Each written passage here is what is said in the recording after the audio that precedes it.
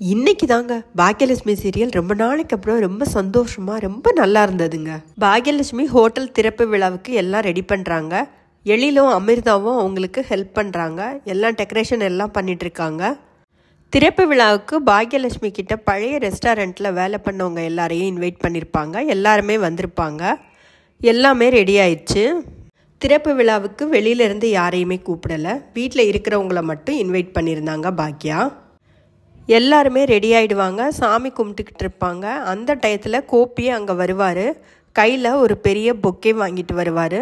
கோபியை பார்த்த பாக்யா உள்ளே வர சொல்லி கூப்பிடுவாங்க. கோபியும் உள்ளே வந்து பாக்யா கிட்ட பொக்கையை கொடுத்துட்டு வாழ்த்துவார். அப்படி வாழ்த்தும் போது பாக்யா, நீ இதை விட பெரிய ரெஸ்டாரண்ட்டாக 8-10 ரெஸ்டாரண்ட் நீ ஓப்பன் பண்ணி பெரிய ஆளாக வரணும்னு நான் மனசார வாழ்த்துறேன் அப்படின்னு சொல்லி வாழ்த்துவார். ரொம்ப நாளைக்கு அப்புறம் கோபியை இப்படி பார்க்குறதுக்கே ரொம்ப சந்தோஷமாக இருந்ததுங்க. அதை பார்த்ததுமே கோபியும் பாக்யாவும் ஒன்று சேர்ந்துருவாங்களோ அப்படிங்கிற மாதிரி இருந்தது. அந்த சிச்சுவேஷன் ரொம்ப நல்லா இருந்தது பார்க்குறதுக்கே. விளக்கேற்றுறதுக்காக பாக்யா எல்லாத்தையும் ரெடி பண்ணிக்கிட்டு இருக்கும்போது ஒரு ஆட்டோவில் ஈஸ்வரி வந்து இறங்குவாங்க.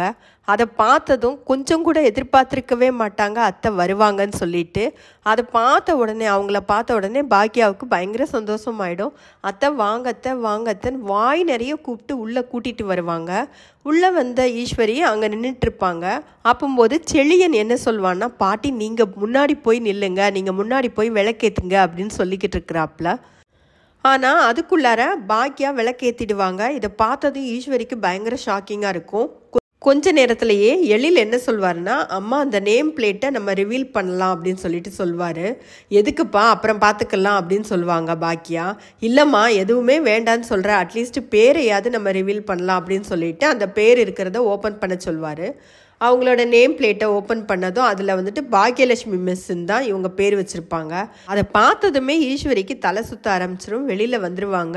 கோபிக்கு பயங்கர சந்தோஷமாக இருக்கும். ஈஸ்வரி பாலை குடிச்சிட்டு கோபிக்கிட்ட என்ன சொல்லுவாங்கன்னா, இந்த மாதிரி ரெஸ்டாரண்ட்டுக்கெல்லாம் யார் சாப்பிட வருவா, குருவி கூடு மாதிரி இவ்வளோ சின்னதாக இருக்குது, இது உள்ளே நிற்கவே முடியலை, எனக்கு மயக்கமாக வருது, நான் வீட்டுக்கு கிளம்புறேன் அப்படின்னு சொல்லுவாங்க.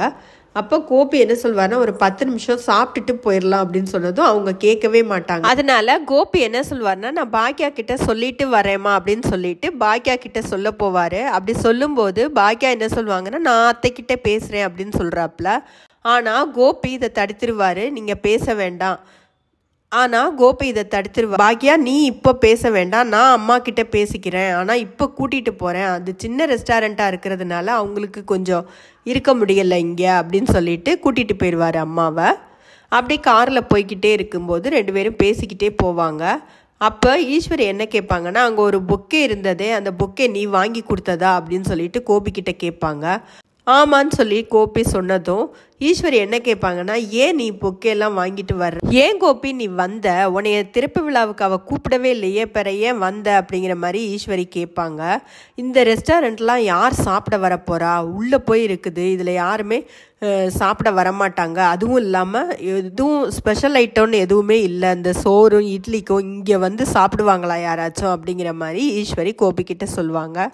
இதை கேட்ட கோபி என்ன சொல்வாருன்னா, அப்படியெல்லாம் இல்லைம்மா, பாக்யாவோட கைமணத்துக்கு நிறைய கூட்டம் வரும், ரொம்ப நல்லா வருவாம்மா, தெரிஞ்சோ தெரியாமலோ எனக்கு ஒரு மனசில் ஒரு உறுத்தல் இருந்துக்கிட்டே இருக்குது, ஆகாஷோட பிரச்சனையினால நான் இனியாவோட கல்யாணத்தை சீக்கிரமாக பண்ணிட்டேம்மா, நாம் அவசரமாக இனியாவோட கல்யாணத்தை முடித்ததுனால தான் பாக்யாவோட 2 ரெஸ்டாரண்ட்டுமே அவள் கையை விட்டு போனது, அந்த ரெஸ்டாரண்ட் போனதுக்கு முழு காரணமும் நான் தான் அப்படின்னு சொல்லிட்டு கோபி ரொம்ப ஃபீல் பண்ணி அவங்க அம்மா கிட்ட சொல்வார். ஆனால் ஈஸ்வரி என்ன சொல்லுவாங்கன்னா, அதெல்லாம் ஒன்றுமே இல்லை கோபி, இதுக்கு முழுக்க காரணம் பாக்யாவோட வாய் தான், ஏதோ 25 வயசுல சொல் பேச்சை கேட்காம அப்படி இப்படி பேசலாம், 45 வயசுல கூட இன்னும் பக்குவம் வரலன்னா என்ன சொல்றது, பாக்யாவுக்கு கொஞ்சம் கூட பக்குவமே கிடையாது அப்படின்னு சொல்லிட்டு கோவமாக பேசுவாங்க. அதுக்கு தான் கோபி என்ன சொல்வாருன்னா, ஏம்மா உங்களுக்கு பாக்யா மேலே என்ன கோவம், ரெஸ்டாரண்ட்டுக்கு உங்கள் பேரை வைக்கலன்னு சொல்லிட்டு உங்களுக்கு கோவம் அப்படி தானே அப்படின்னு சொல்லிட்டு சொல்வார். இதை கேட்ட ஈஸ்வரி, அப்படிலாம் ஒன்றும் இல்லையே, இவ்வளோ சின்ன ரெஸ்டாரண்ட்டுக்கு என் பேரை வைக்கலைன்னா என்ன அப்படின்னு சொல்லிட்டு சொல்லிடுவாங்க. இனியா அவங்களோட வீட்டில் ரெஸ்டாரண்ட் திறப்பு விழாவுக்கு வர்றதுக்காக ரெடி ஆகிக்கிட்டு இருப்பா. கீழே சுதாகரும் அவனோட ஒய்ஃபு அவனோட பையன் நிதிஷ் 3 பேரும் உட்காந்து பேசிக்கிட்டு இருப்பாங்க.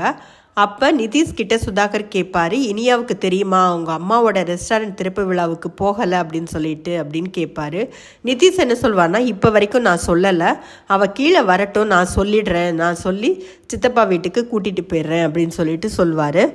கீழே வந்த இனியா ரெஸ்டாரண்ட் திறப்பு விழாவுக்கு போகலான்னு சொல்லிட்டு நிதிஷை கூப்பிடுவாங்க.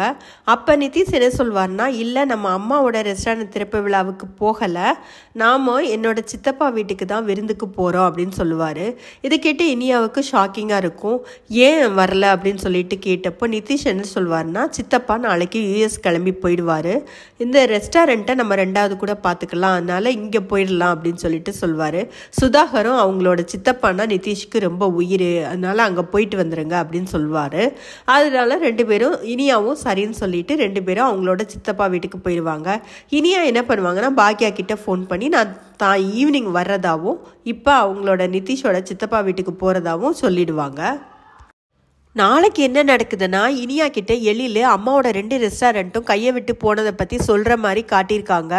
நாளைக்கு இதை விட இன்னும் சர்ப்ரைஸாக இருக்குங்க.